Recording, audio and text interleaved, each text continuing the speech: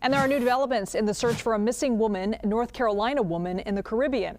A friend of Elizabeth Waddell informed police of security camera footage showing the 40-year-old swimming off the coast of Grenada's capital and what police now believe to known to be her last movements there.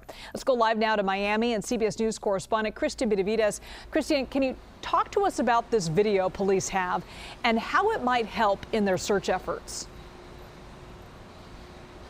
Well, look, I think what's really interesting here is that the family has released this video despite the police saying that they would not release the video because of the ongoing investigation. Still, the family clearly wants to generate new leads, and so they went ahead and released the portions of the video that they had. Now, the video is a little tough to see because the angle of the camera and where Elizabeth is at is quite a distance away. But what you do see is that around 11:45 a.m. she's holding a towel, walking near the beach. Then at some point she gets onto a jetty, essentially a small pier that is attached to this Airbnb.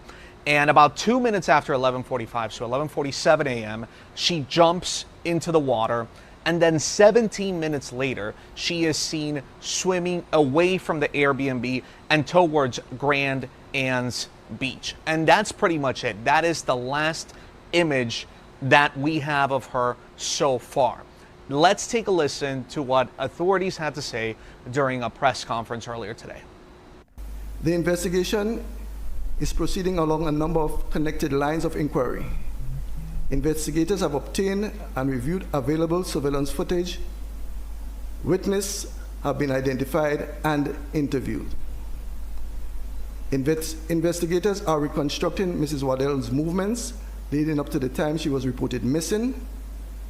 Relevant locations have been examined and reported site scenes continues to be assessed.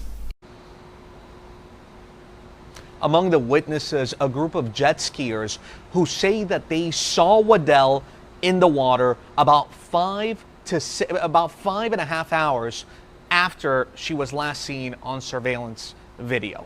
They say they saw her out in deeper waters, and they were on jet skis. They were also with family members that had a boat. They had offered her a ride, according to this account from these potential witnesses, and Waddell, according to them, had declined a ride back to shore. She said that she was a good swimmer and that essentially that she was fine. She gave him a thumbs up. But still, the family has a lot of questions about whether or not that may have been her. So lots of investigating that officials still have to do. And important to note that this does remain a missing persons investigation. Cristian Benavides, thanks so much for that update.